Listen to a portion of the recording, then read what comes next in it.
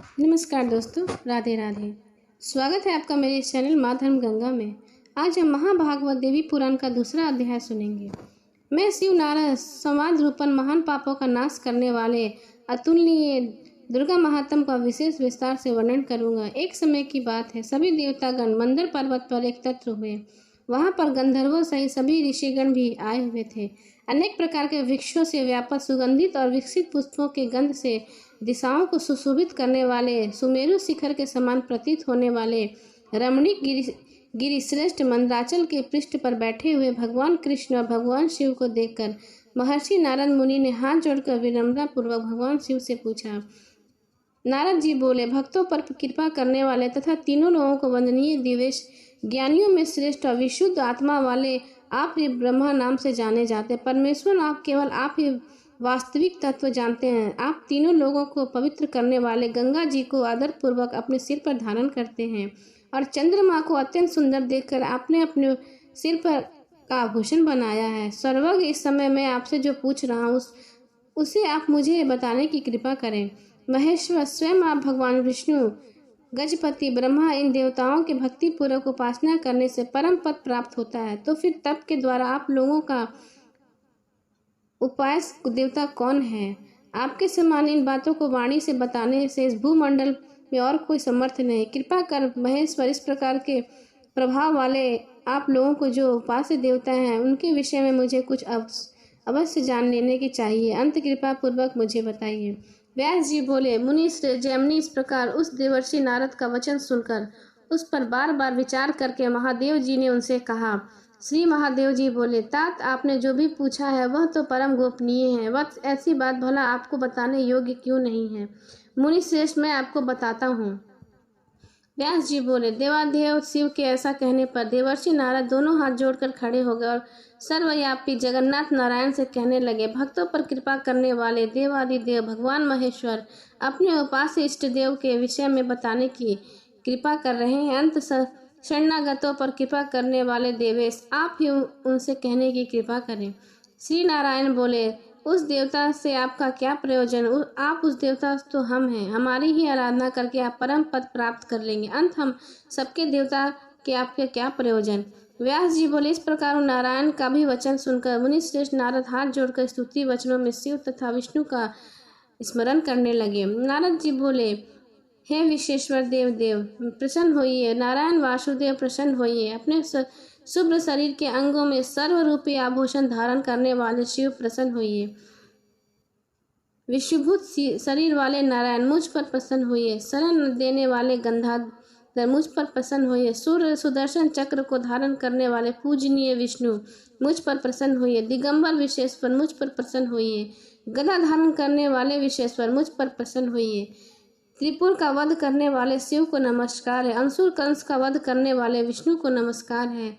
अंधकासुर का विनाश करने वाले शिव को नमस्कार है और चिंता व्रत का संहार करने वाले विष्णु को नमस्कार है। विष्णु को बार बार नमस्कार है। गरुड़ आसन पर विराजमान आप विष्णु तथा नंदी पर आरूढ़ आप शिव को नमस्कार है। व्यास जी बोले, परम पूज्य उन देवर्षि नारद को इस प्रकार स्तुति करते हुए देखकर महादेव जी की ओर दृष्टि करके भगवान विष्णु ने कहा। विष्णु जी बोले, देव, यह ब्रह्मपुत्र देवर्षि नारद परम भक्त, ज्ञानी और विनम्र स्वभाव वाले हैं। आप भक्त वत्सल हैं, इसलिए आपको इन पर अवश्य ही अपनी कृपा करनी चाहिए। व्यास जी बोले, भगवान शिव ने भी भगवान विष्णु द्वारा कही हुई बात को सुनकर कहा, आप शरणागतों पर कृपा करने वाले हैं और आप मेरे लिए अत्यंत कल्याणकारी हैं। तत्पश्चात महाज्ञानी और विद्यमान नारद की कृपा सिंधु देवादिदेव महादेव ने पुनः पूछा। नारद जी बोले, इंद्र आदि समस्त लोकपालों ने आप विष्णु तथा जगतपति ब्रह्मा की उपासना करके श्रेष्ठ पद प्राप्त किया है। देवेश, यदि मेरे ऊपर आपका अनुग्रह हो तो आप जो लोग जिस पूर्ण तथा अविनाशी देवता की आराधना करते हैं उसके विषय में कुछ बताएं। देव, जिसकी कृपा से आपने ऐसा महान ऐश्वर्य प्राप्त किया है, उस देवता के विषय में यदि आप मुझे बताते हैं तो मेरे ऊपर आपका अनुग्रह होगा। व्यास जी बोले, योगीश्वर मुनिवर नारद जी द्वारा इस प्रकार प्रार्थना करने पर निर्मल पति भगवान शंकर ने तो सतत समाधि हो गए। पुनः भगवती श्री दुर्गा के चरण कमल का अपने हृदय से ध्यान करते हुए और उन्हें एकमात्र पूर्ण ब्रह्मा जानकर उन्होंने आदर पूर्वक कहने का प्रारंभ किया। इति श्री दूसरा अध्याय समाप्त। नारद जी बोले, देवेश, यदि आप मुझ पर प्रसन्न हैं और आप मेरे प्रति अपनी उत्तम प्रीति रहें, तब नाथ महात्म्य मुझे विस्तार पूर्वक वह सब प्रसंग बताइए जिस प्रकार वे प्राकृतिक रूपा पूर्ण भगवती प्राचीन काल में दक्ष कन्या के रूप में अवतरित हुई और जिस प्रकार भगवान शिव ने उन पर ब्रह्म रूपिणी को पत्नी के रूप में प्राप्त किया, जिस प्रकार वे हिमालय के घर में पुनः पुत्री होकर उत्पन्न हुई और फिर त्रिनेत्र महादेव ने उन्हें अपनी पत्नी के रूप में प्राप्त किया और जिस प्रकार उन्होंने 6 मुख वाले कार्तिकेय तथा गजानन गणेश इन दोनों महान बलशाली और पराक्रमी पुत्रों को जन्म दिया।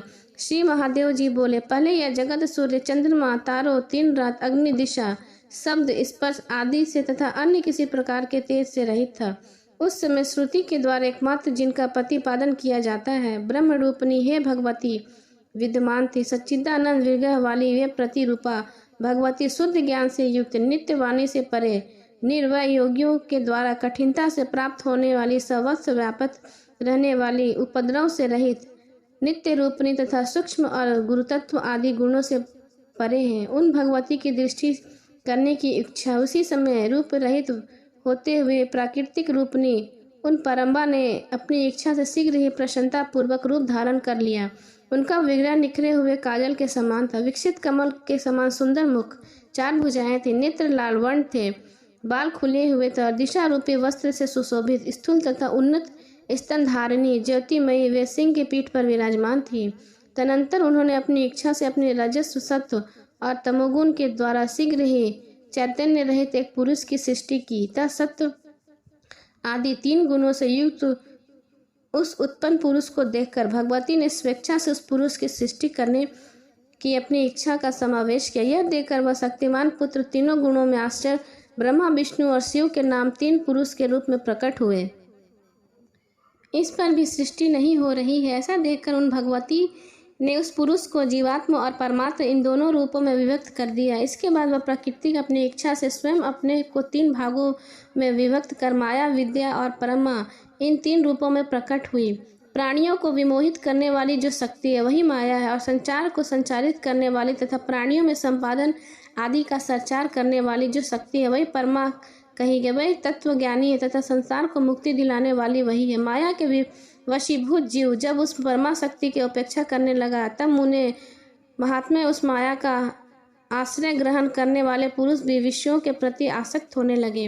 मुनि श्रेष्ठ उस समय उस माया के प्रभाव से अत्यंत प्रथम हो गए। तीसरा जो परम विद्या वह स्वयं गंगा, दुर्गा, सावित्री, लक्ष्मी और सरस्वती इन 5 रूपों में विभक्त हुई। उन साक्षात जगत पालिनी पूर्ण प्रकृति के शिष्ट कार्य को ब्रह्मा, विष्णु तथा शिव को अलग अलग नियुक्त कर कहा, मैं सृष्टि के नियमित ही आप लोगों को अपनी इच्छा से उत्पन्न किया है। महाभाग आप लोग ऐसे वैसा ही कीजिए जैसी मेरी इच्छा है। ब्रह्मा अनेक प्रकार के विचित्र तथा असंख्य स्वर में जगन प्राणियों के निर्भाव से उत्पन्न करें। विशाल भुजाओं वाले और बलशाली में श्रेष्ठ विष्णु जगत को सुशब्द करने वाले दुष्टों का संहार करते हुए सृष्टि का पालन करें। अंत में जब मेरा नाश करने की इच्छा होगी तब मैं तपोगुण शिव संपूर्ण जगत का नाश करेंगे। आप तीनों पुरुषों को सृष्टि आदि तीनों कार्यों में एक दूसरे की सहायता भी अवश्य करनी चाहिए। मैं सावित्री आदि 5 श्रेष्ठ देवियों के रूप में विभक्त होकर आप लोगों की पत्नियां बनकर स्वेच्छा पूर्वक विहार करूंगी और सभी प्राणियों में नारी रूप धारण कर शंभु के सहयोग द्वारा स्वेच्छा से सभी प्राणियों को जन्म दूंगी। ब्रह्मा, अब आप मेरी आज्ञा से मानुषी सृष्टि कीजिए, नहीं तो इस सृष्टि का विस्तार नहीं हो पाएगा। ब्रह्मा आदि ऐसा कहकर वह प्रकृति रूपी परातत्व महाविद्या उन्हें देखते देखते अंतर्ध्यान हो गए और उनका यह वचन सुनकर ब्रह्मा जी ने सृष्टि कार्य आरंभ कर दिया। इधर भगवान महेश्वर ने उन्हें पूर्ण प्रकृति के पत्नी रूप में प्राप्त करने के लिए संचेत होकर भक्ति पूर्वक तप के द्वारा आराधना करने लगे। अपने ज्ञान नेत्र से महेश्वर को ऐसा करते देख वे परम पुरुष विष्णु भी उन्हीं को प्राप्त करने की नियमित तपस्या करने के लिए बैठ गए। यह सब जानकर भगवान ब्रह्मा भी सृष्टि करना छोड़कर उसी अभिलाषा के साथ तपस्या हेतु निश्चल होकर बैठ गए। इस प्रकार आराधना में उन तीनों तप की परीक्षा करने के लिए स्वयं प्राकृतिक ब्रह्मांड को शुभ करने वाले भयंकर रूप धारण कर उनके पास है। उन्हें देखकर ब्रह्मा जी भयाकांत हो गए और उन्हें अपना मुख फेर लिया। वे उनके सम्मुख पुनः गए, तब भी ब्रह्मा जी विमुख हुए। इस प्रकार वे चारों दिशाओं में कर्म 4 बार किए गए। यह अत्यंत डरे हुए ब्रह्मा जी के 4 मुख वाले हो गए और भय से सन्न होकर वह तपस्या छोड़कर उसी समय वहां से भाग गए। इसके बाद महान भय उत्पन्न करने वाली प्रकृति वहां पर शीघ्र पहुंची, जहां पर परम पुरुष विष्णु एकाग्रचित होकर तप कर रहे थे। उन्हें देखकर 1000 सिर, 1000 नेत्र तथा 1000 पैरों वाले विष्णु भी उनके सामने भयभीत हो गए और तपस्या छोड़कर आंख बंद किए हुए जल के अंदर प्रविष्ट हो गए। इस प्रकार उन दोनों तपस्या भंग हो जाने पर भीषण रूप वाली प्रकृति महेश के पास गई, किंतु वे किसी भी तरह से उनका ध्यान भंग करने में समर्थ नहीं हो सकी। अपने विज्ञान विषय से भगवान शिव भयंकर रूप वाली देवी प्रकृति की परीक्षा लिए आई और जानकर समाधि में ही बैठे रहे। उसने अत्यंत प्रसन्न हुए प्राकृतिक स्वरूपनी श्रेष्ठ भगवती, जो गंगा स्वरूप के स्वर्ग में स्थित है, भगवान शिव को देवी पूर्णा के स्वरूप में प्राप्त हुई। उन्होंने अपनी पूर्व प्रतिज्ञा के अनुसार अपने अंश से सावित्री होकर प्रति रूप से ब्रह्मा जी को प्राप्त किया। महात्मा इस प्रकार उन्होंने अपने ही अंश से लक्ष्मी होकर विष्णु को पति रूप में प्राप्त किया और अपने ही अंश से सरस्वती के रूप में वह भगवती प्रतिष्ठित हुई। इसके बाद महात्मा समाधि भंग हो जाने के अंतर उन्होंने लोक पितामह ब्रह्मा के पृथ्वी आदि महाभूतों तथा अन्य तत्वों की उत्पत्ति कर मरीचि, अत्रि, पुलह, किंतु, अंगिरा, प्रतिष्ठा, वशिष्ठ, नारद, भृगु, उत्सल्य इन 10 मानस पुत्रों का सृजन किया। महात्मा यह सभी 10 पुत्र समान गुण प्रभाव वाले थे। इसके बाद उन्होंने दक्ष के आदि प्रमुख प्रजापतियों तथा मनुष्य की उत्पत्ति की।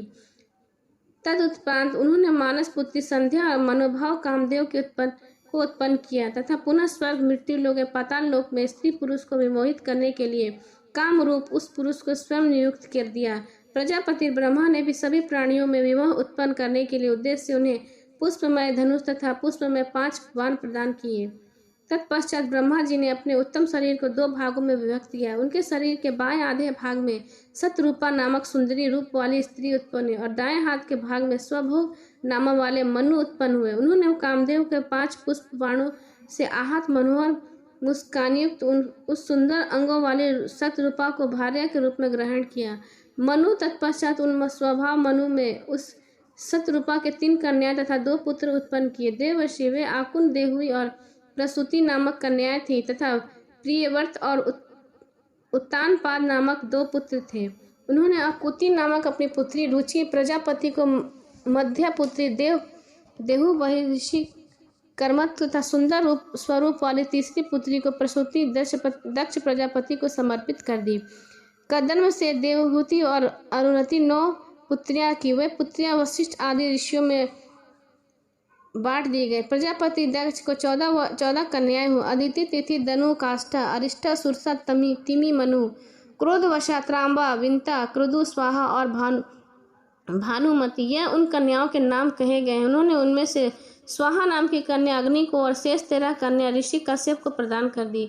कश्यप ने उन पत्नियों से नाना विधि प्रजाएं उत्पन्न की तथा उन प्रजाओं में संपूर्ण जगत व्याप्त हो गया। इस प्रकार भगवान ब्रह्मा ने इस सारे संसार की रचना की। तदुपरांत देवी प्रकृति ने उन ब्रह्मा से कहा, हे महात्मा, द्विजगण तीनों संध्याओं में जिनकी उपासना करते हैं वे सावित्री मेरे अंश से उत्पन्न हुए हैं। हे सरस्वती तथा लक्ष्मी ही मेरे अंश से उत्पन्न हुई है, जिन्होंने अपनी लीला से तीनों लोकों में पालनकर्ता विष्णु को पति रूप में प्राप्त किया। आप दोनों ब्रह्मा तथा विष्णु विषयुक्त हो गए हैं। देवर्षि उन साक्षात परा प्रकृति को पूर्ण भाव से पत्नी रूप में आप पाने की अभिलाषा करते हुए भी शिव परम योगी बने रहे। उस प्रकार की तपस्या से रत उन भगवान शिव से परा प्रकृति जगदम्बा ने प्रसन्न होकर प्रत्यक्ष रूप से कहा। प्रकृति बोली, शंभु आप कौन सा अभिष्ट वर है, मुझसे वह मांग ले। आपकी तपस्या पूर्ण उपासना से परम प्रसन्नता को प्राप्त मैं वही वर आपको अवश्य दूंगी। शिव जी बोले, जिनसे पूर्व में 5 श्रेष्ठ नारियां प्रकट हुई थी वे आप विभुक्त प्रकृति में हम ब्रह्मा, विष्णु तथा महेश्वर को प्राप्त होंगी। उनमें से अपने वंश से सावित्री के रूप में उत्पन्न होकर आप ब्रह्मा जी को प्राप्त हुई और अपने ही अंश से लक्ष्मी और सरस्वती होकर विष्णु को प्राप्त हुई। किंतु परमा पूर्णा प्रकृति आप स्वयं अपनी लीला से कहीं जन्म लेकर पुनः मुझे प्राप्त हो। प्रकृति बोली, दक्ष प्रजापति के यहाँ अपनी माया से उत्पन्न होकर मनोहर शरीर वाली पूर्णा प्रकृति में अपनी भार्या बनूंगी। जब दक्ष के यहाँ उन्होंने देव भाव से मेरा तथा आपका अनादर होगा तब मैं माया रूपी अंश से उन्हें विमोहित कर मैं अपने स्थान में चली जाऊंगी। महेश्वर, उस समय आपसे मेरा वियोग हो जाएगा और तब मैं आप भी मेरे बिना कहीं भी ठहर नहीं सकेंगे। इस प्रकार हम दोनों के बीच में परम प्रीति बनी रहेगी। श्री महादेव जी बोले, मुनि श्रेष्ठ व परमेश्वरी प्राकृतिक महेश्वर से ऐसा कहकर अंतर्ध्यान हो गए और शिव के मन में प्रसन्नता व्याप्त हो गई। इति श्री तीसरा अध्याय समाप्त।